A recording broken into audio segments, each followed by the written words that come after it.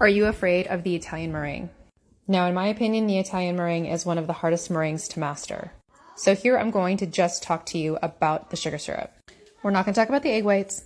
We're not going to talk about any of the other elements, just the sugar syrup. My recipe is a pound of sugar, 8 ounces of water, and about 16 grams of corn syrup. So let's talk about the elements. The corn syrup is added to help prevent crystallization. Crystallization is when the sugar crystals clump up and it seizes your sugar syrup. It is not a guarantee, it just helps with crystallization. Another best practice is to use a lid and also to use a wet pastry brush to wipe the sides of the pan to make sure that any sugar crystals have dropped into the sugar syrup itself. If you notice that your sugar syrup has crystallized, there's no going back, it's over, you just have to start again. So sorry. So use the best practices when you can.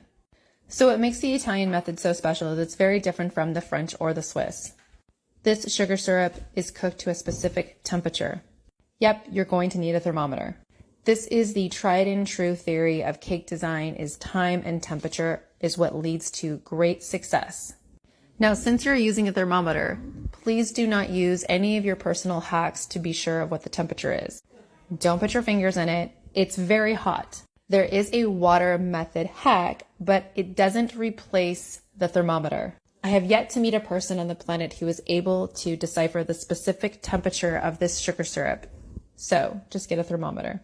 Okay, I'm gonna get off my soapbox. So in essence, this is what's happening to your sugar syrup. The sugar is starting to break down and the water is evaporating. This leads to an intensified sugar syrup, which then could be added to your egg whites. The temperature that you're trying to achieve is 240 to 245 degrees Fahrenheit. You do not want to exceed 245 degrees Fahrenheit.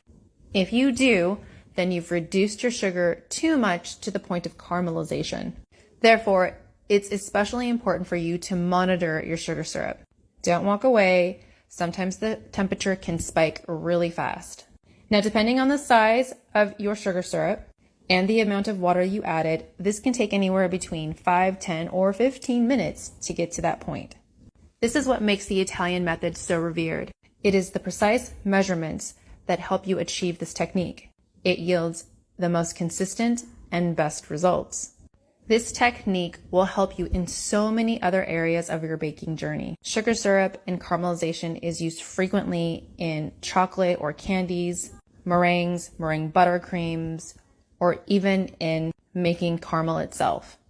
So what I want you to do is to watch and observe your sugar syrup. Rewatch this video. Observe the bubbles, how it's boiling, the stages that it's going through, and the color of your syrup. You will get better at understanding the stages of the syrup and be able to identify ranges of temperature that you're in. This is only the first step until we talk about our next process, which is the meringue. So rewatch this, understand the sugar syrup first.